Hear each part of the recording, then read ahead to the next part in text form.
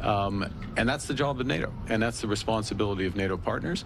I have spoken to our European NATO partners, a number of them, Nordic NATO partners. I've spoken to Live from Michigan Avenue, this is Good Day Chicago.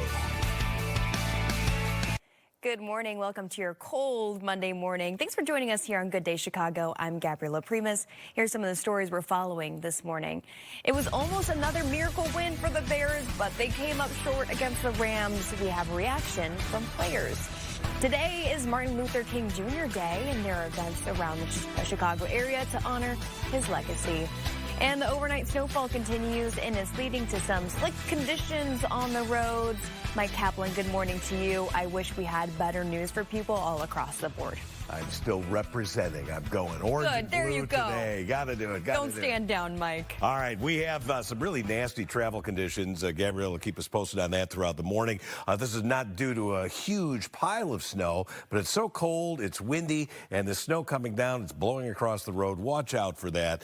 The snow that's actually falling, there's not that much left here. I'll kind of zoom in on a couple of spots where it's snowing a little bit more heavily. Here's a snow shower near Cherville. This is heading towards Merrillville. And then a couple other little thin stripes of snow here and there. Here's one just to the northeast of Joliet. This is going to be not too far from Homer Glen. There you go. It may be a brief pickup of snowfall, but the temperatures are on the way down. We've had our high for the day. It's now 9 at O'Hare, 9 at Midway, 4 at Aurora, 12 at Gary, and we have that cold weather advisory in effect until noon. I'll show you the wind chills here in just a little bit. To send the Rams to the championship game.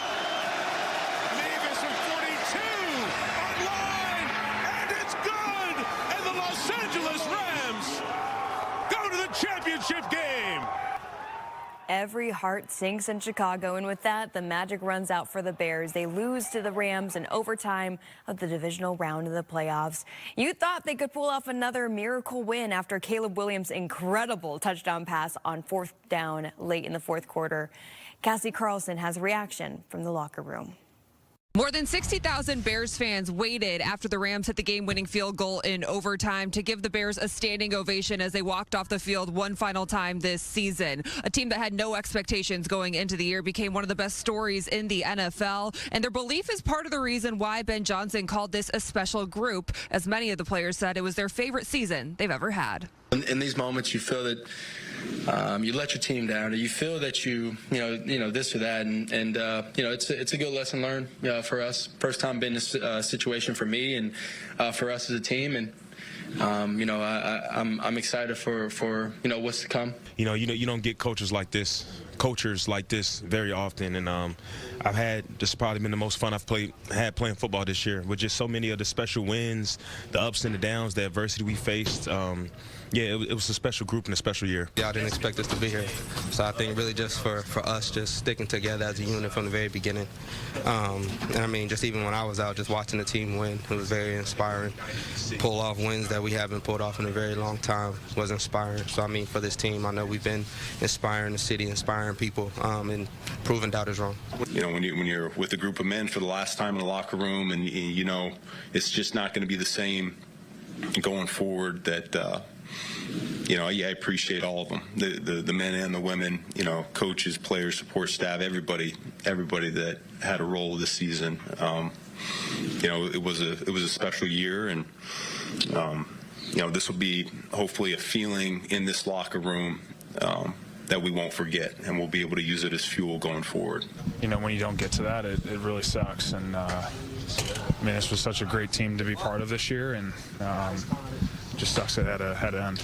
No one expected us to be here, but we did, and we could hang our heads up high, but the losing part is tough, and obviously the splitting part is going to be tough. So it was rough, man. It was rough. Obviously, it's never going to be the same team back to back. So this was a tight-knit group, and got a lot of great guys in this locker room, and had a tremendous year. A lot of emotions going up and down, but there's a lot of appreciation going on for sure.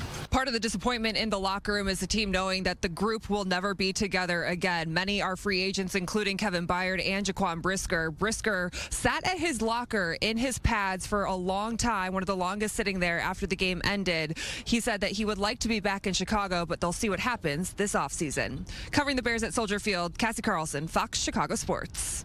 Okay, on to next year. Today, the nation remembers the life and legacy of Dr. Martin Luther King Jr. MLK Day is held the third Monday in January. It's a day to recognize his work in the civil rights movement. There are events today across the city and suburbs. Mayor Brandon Johnson will attend the annual Rainbow Push MLK breakfast. Mayor Johnson will also attend Chicago's annual MLK Day of Service at Morgan Park High School. 1,500 active duty soldiers are now on standby for possible deployment in Minneapolis. President Trump has threatened to invoke the 19th Century Insurrection Act amid protests in Minneapolis over ICE agents. There's been no decision yet on whether President Trump will actually send those soldiers to Minnesota. More than 2,000 federal officers were brought in to ramp up immigration enforcement. The Department of Justice says it will pursue prosecutions against a group of anti-ICE protesters that disrupted worship services at a church in Minnesota. They entered the city's church in St. Paul on Sunday and staged a protest against ICE activities. The protesters allege one of the church's pastors also leads the local ICE field office.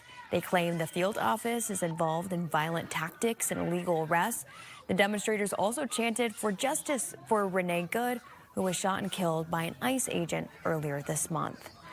Now, overseas, European allies are firing back at President Trump's tariff threat over Greenland. They call it a, quote, mistake and even blackmail, and say he's undermining transatlantic relations. The president announced he'll be imposing 10% tariffs from the 1st of February, which will rise to 25% on June 1st until a deal is reached to purchase Greenland. He insists it's critical for America's national security, and the land is also rich in materials. Back here locally, a woman is dead following a crash on South DuSable Lakeshore Drive. Police say the car was traveling near the 2500 block of Lakeshore Drive yesterday morning when the driver lost control, hit a pole, and then crashed into the median. Officers say the woman was hospitalized, where she later died. She was a passenger in that car. The driver and 3 other passengers were also taken to the hospital, are now expected to survive. 2 businesses were heavily damaged when a building caught fire in McHenry. Crews responded to the scene yesterday afternoon on Riverside Drive. Heavy smoke could be seen pouring out of the building. You can see it there. City leaders say both Riverside Bakery and Reese's Bakery were significantly damaged. Riverside Bakery has been in business for more than 50 years in the community. One woman says it's a staple in that community. All the locals go here. They're known for their cookies and their chocolate donuts. The family's owned it forever, generations. And yeah, I mean, it's sad. McHenry's mayor released a statement calling this a truly sad day for the city.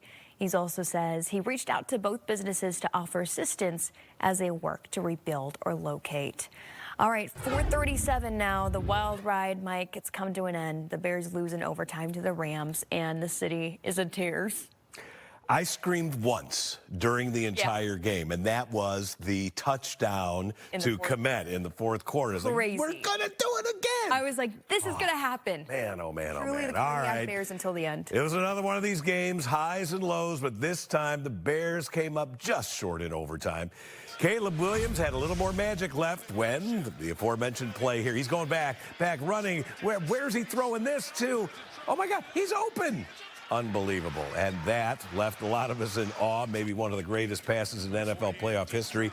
But then there was this.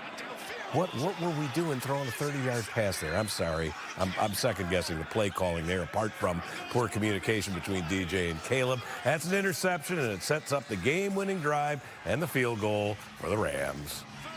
The best moments is being in that locker room after games and after wins, and being with the guys that you all have a common goal. You all sacrifice family time, you know, and things like that, and all that you sacrifice to be in this position, to be in those moments. And so it's tough. And so, you know, in these moments, you feel that you let your team down, or you feel that you know this or that, and you know, it's a good lesson learned for us. First time being in this situation for me and for us as a team, and you know, I'm excited for you know what's to come. It was an exciting season. Let's just relish that. And now the Bears are going to head into offseason looking to build on this successful season under first-year head coach Ben Johnson. On to the AFC, the Patriots moving on to the AFC Championship, where they'll take on the Broncos, of course, without Bo Nix. Texans quarterback C.J. Stroud, boy, he struggled against the Patriots defense yesterday, threw 4 interceptions. That was an incredible catch right there. Patriots win 28-16. They'll be headed to Mile High City next weekend.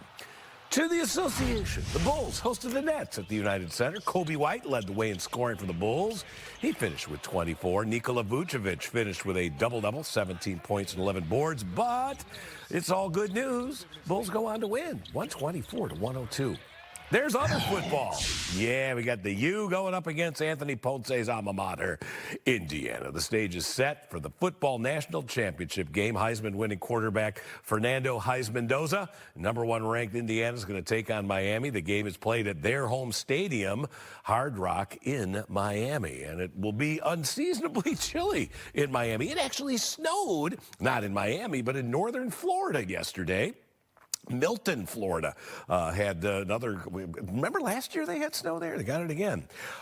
We still have a little bit of snow out there right now, but I think taking center stage is going to be the cold and the wind chills. Right now, the temperature is 7 at Woodstock, O'Hare, 2 at DeKalb, still clinging to double digits in northwest Indiana, 10 at Valparaiso, 11 at Merrillville. And, of course, the winds are gusty. And here's the deal. That is just blowing snow, light, fluffy snow across especially north-south roads. We have winds gusting close to or a little above 30 miles per hour at several locations, including Midway, Aurora, and Valparaiso.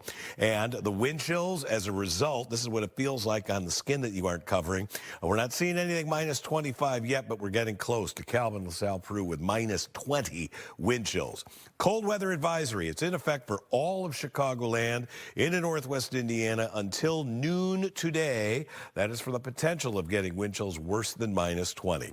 The high happened already. It was 18. Now we're going to see falling temperatures into the single digits, a little morning snow and then blowing snow all day long. Wind chills to minus 25 this morning. Tonight it'll be partly cloudy and cold. Temperatures will hit 0 and then kind of level off with a diminishing wind. Tomorrow, all the way up to 22 with snow coming in at night into Wednesday morning. Wednesday we hit 30. That's the warmest day of the week. We'll get a 20 on Thursday and then more brutally cold air Friday, Saturday, and Sunday, barely in the double digits. Gabby? Okay, thank you, Mike. Dozens are killed in a train crash in Spain. The latest on the investigation there, plus a rare snowfall for a part of one state that's typically very warm this time of year.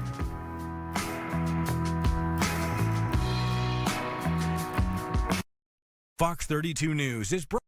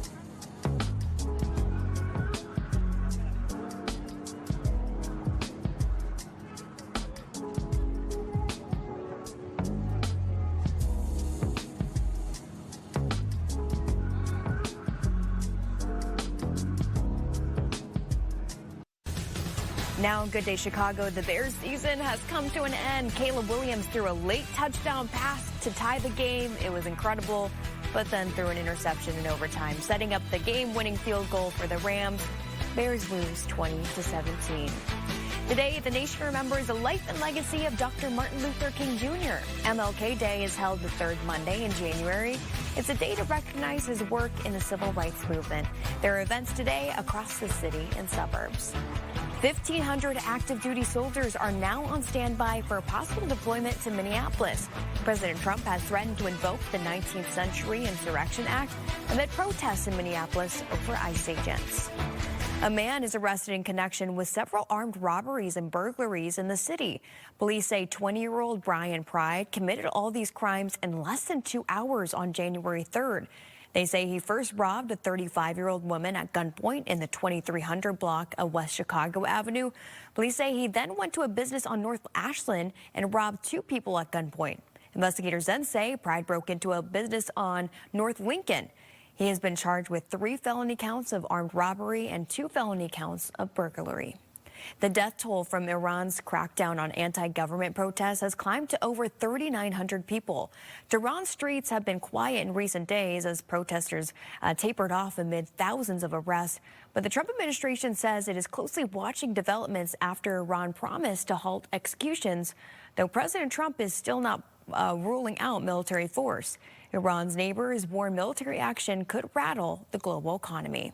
And in Spain, authorities say at least 39 people are dead after 2 high-speed trains traveling in opposite directions collide. This happened in the southern part of the country near Malaga and Madrid. Police say the evening train came off the rails and jumped into the opposite track. Both trains were carrying roughly 500 people. Wow. Here's something you don't see often. Snowfall in Florida. The Panhandle picked up an inch of snow yesterday. This makes the second straight year for Florida snowfall in January. That could easily be a live image of Chicago. Honestly, Mike, that's Florida. It's Florida. Unbelievable. Yeah, well, they can have it. They will not be dealing with 25 below wind chills, but they do have freeze warnings out there. Here, it's cold weather advisory. On radar, there's not that much snow left here that's actually falling. You see a couple of northwest to southeast oriented light stripes of snow. This is not going to be a big snowstorm, but we have these gusty winds, and the snow is just kind of blowing around. And because it's so cold, the salt's just not as effective as it ordinarily would be on roads. Now, we're going to get some sunshine out here today. There could be a flurry at times. If you're on that side of the lake, there will likely be some lake effect snows and certainly some cloud cover as this very cold air traverses the warm waters of the lake. Today, the gusty winds and wind chills are going to grab center stage. Tonight, it will be cold, although temperatures kind of flatline around 0. Tomorrow, we'll start out with sunshine. Cloud cover is going to start to move in either late in the afternoon or at night. And with that, I think we're going to see a little bit of snow. Our model's bringing that in about 9 o'clock and keeping the snow going until about daybreak Wednesday. At this point, I'm thinking about an inch or so of accumulation. Another one of these, not big storms, but just a nuisance snow coming in here tomorrow night into Wednesday. Today, our high happened. It was 18. The rest of the day, we're in the single digits. West winds 15 to 25. So we're going to keep these wind chills below 0 all day long. Gabrielle? All right, thank you, Mike. A new study sheds light on the concern for pregnant women who use acetaminophen and a temporary break for Americans who defaulted on student loans. All that when we come back.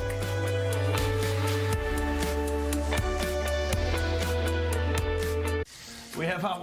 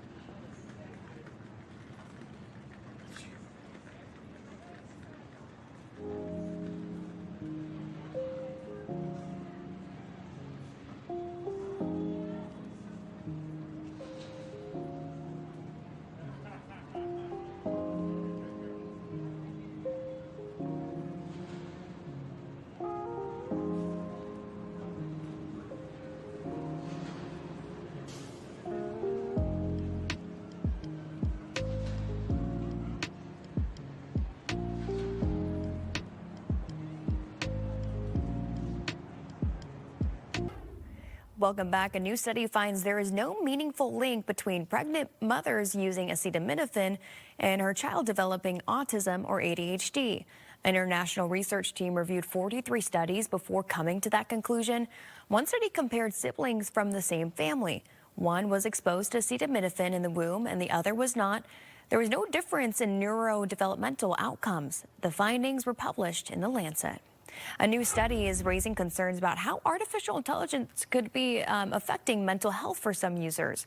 Researchers at the University of Montreal found that interactions with generative AI, like chatbots, may worsen symptoms in people already at risk for psychosis. Clinicians stress AI doesn't cause these disorders, but say it could reinforce or trigger symptoms. They note there are still few guidelines for how mental health professionals should respond. General Motors is recalling 80,000 of its electric Chevy vehicles over safety concerns. The models are the Chevrolet Equinox electric vehicles made in 2025 and 2026. The National Highway Traffic Safety Commission says the pedestrian alert sound systems are defective. General Motors says the systems may have incorrect software calibration. No accidents or issues have been linked to the pedestrian alert system. Green Day will perform at the Super Bowl opening ceremony. Past Super Bowl MVPs will walk the field as Green Day performs. Frontman Billy Joe Armstrong says they are honored to be part of the celebration. Bad Bunny is the halftime performer this year. The Super Bowl is February 8th in Santa Clara. Avatar Fire and Ash is still ruling the box office. It held the top spot for the 5th straight weekend. The film's global total now tops $1.3 billion. Meanwhile, Sony's new release, 28 years later, The Bone Temple, underperformed, debuting with $13 million domestically. A record on the tennis court. Venus Williams broke an Australian Open record yesterday with her first appearance at the tournament in 5 years. The 45-year-old received a wildcard entry to play and become the oldest ever women's player in the main draw. However, the 7-time Grand Slam winner bowed out to applause in her first round exit. It's good to see her back in the headlines. How can she be 45 years old? I know. I realize she's the older sister, but how could she be 45? Has it been that long? Oh, my gosh. But good for her playing, right? No kidding. Yeah. All right, there's still some snow falling. It's not a lot. Let's take a look over here on the radar screen. And the heaviest snow, where you see this little bright stripe of green, most of it over the lake, is actually pointed right towards, maybe Michigan City and New Buffalo. You're going to get hit with a little quick snow shower there. But there are a few other spots that have some snow. Let me focus on this one here, southwest Cook County, between Homewood, maybe getting to Chicago Heights, northwest through Tinley Park to Orland. This isn't a lot, but it's enough to reduce the visibility, make the roads extra slippery in those areas. So watch out. There's been a number of crashes this morning. I'm sure Gabriella will be following these closely, but the general road conditions are really poor across the area. And the temperatures are mighty cold, too. We've got 7 at O'Hare, 5 at Aurora and Woodstock, 9 at Chicago Heights, still 10 degrees at Valparaiso. I do want to show you that most of Chicagoland is under, in fact, all of Chicagoland is under a cold weather advisory. It includes Northwest Indiana, the city of Chicago, Kane County, pretty much anywhere in Chicagoland. This is for wind chills. It could be minus 25 this morning. This will be in effect until noon. There is also a winter weather advisory for the potential of some heavier snow showers, northern LaPorte and Berrien County. Let's look at the 7-day forecast. Here's a whole big pile of winter in this thing. Bitterly cold air coming back in here Friday, Saturday, and Sunday. And our next chance of snow, other than the few flurries this afternoon, tomorrow night into Wednesday morning, that looks like about an inch or so. Brief warm up to 30 on Wednesday, but look at those cold temperatures here Friday, Saturday, and Sunday. 4:55, cloudy, some scattered blowing snow across the area. Brr on this Martin Luther King Jr. holiday. We'll be right back with more of Good Day after this. The Menards bag sale is here.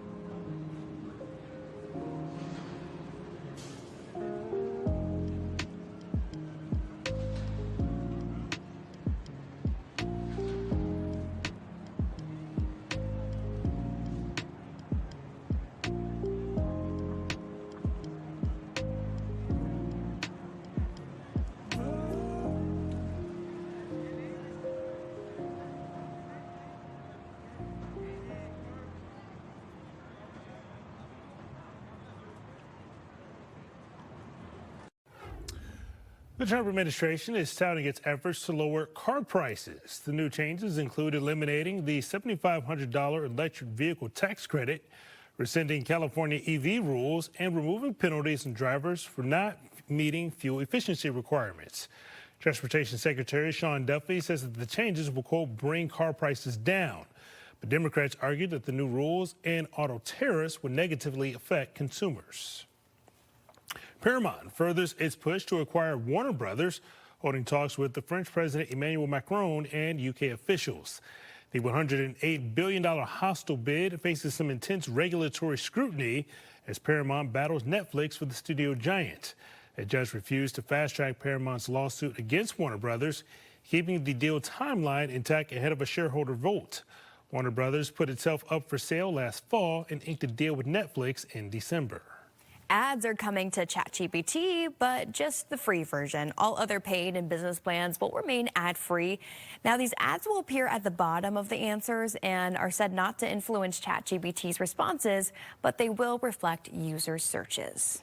Wikipedia is cutting deals with major AI companies, including Microsoft, Meta, and Perplexity, as it marks its 25th anniversary. According to the nonprofit that runs the site, agreements are meant to monetize heavy traffic from tech companies, which already use the free content to train their chatbots.